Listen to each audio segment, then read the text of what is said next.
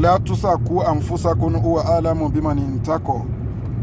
Má pera ẹni tó jẹ́, má pera ẹni nǹkan, Ọlọ́run ọba ní nǹkan.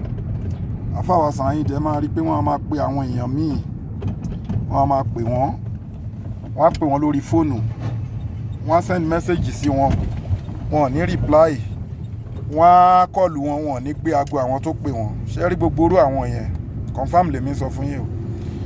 Tí kò bá rí message lórí fóònù ẹ̀ láàrin 2 hours àbí léde àbí tágbé oríǹgì fèdè, yóò pe babaláwo, yóò pe wòlíì, yóò pa dáhùn ṣe, yóò pa fà ipe nǹkan ti ń rọ̀ǹgì pẹ̀lú ilé ayé òun, pé aago wọn ò ríǹgì àbí wọ́n ti gẹ́ẹ̀tì òun ni wọ́n gẹ́ẹ̀tì ẹ̀.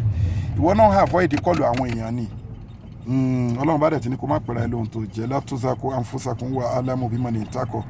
So ẹ jẹ́ ká ṣe pẹ̀lẹ́pẹ̀lẹ́. Tí wọ́n bá pè ẹ́ gbé aago wọn, gbọ́ nǹkan tí wọ́n fẹ́ sọ.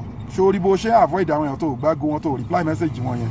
Bẹ́ẹ̀ náà làwọn tí wọ́n expect pé kí wọ́n pè ẹ́ àbí tó fẹ́ pè náà, bẹ́ẹ̀ ni wọ́n ṣe ní gbágo ẹ̀, bẹ́ẹ̀ náà ni wọ́n ṣe ní ṣe kí ni o, ni àwọn èèyàn mí náà ò ní pè ẹ́ fún dáadáa. Wà wá máa rò pé wọ́n ń sàṣẹ ẹ̀, wọ́n ń sàṣẹ ẹ̀. Wàyí ní uditu hudina azaro bukun ayẹ̀rì amukun wàyí ní uditu hudina wàjà alina jà annama lil kafirina khasiran masalamu wa ila likoi. Ọlọ́run ní pé ìgbà taba ń sọ fún yín tẹ́bálẹ̀ ní gbọ́ àwa Ọlọ́run náà ní gbà.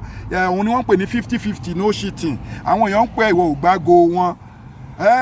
Ìwọ náà dẹ̀ ní àwọn tó ń expect kí wọ́n pè ẹ́ náà pé ó fẹ́ géètì kankan lára wọn náà, àwọn náà ò ní pè ẹ́. Wà wá rò pé wọ́n ń sàṣẹ ẹni, wàá máa pa àwọn èèyàn kiri pé ẹjọ́ o wọ́n ti géètì mi, wàá pé pásítọ̀, wàá pé wòlíì, fóònù ẹ̀ ò ríǹgì ni o. So Ọlọ́run ní pé nǹkan tó bá fi wọ́n fún yàn láàfin wọ́n fẹ̀yìn náà, 50-50 no cheating. Wàá ní uditu hudina, ìgbéraga ẹ fi ìgbéraga lẹ̀ o, kò dá Ọlọ́run ọba nìkan. La tuzaku anfusakum huwa a'lamu bimani intaqo. Má sálámù wa ila liqa'i.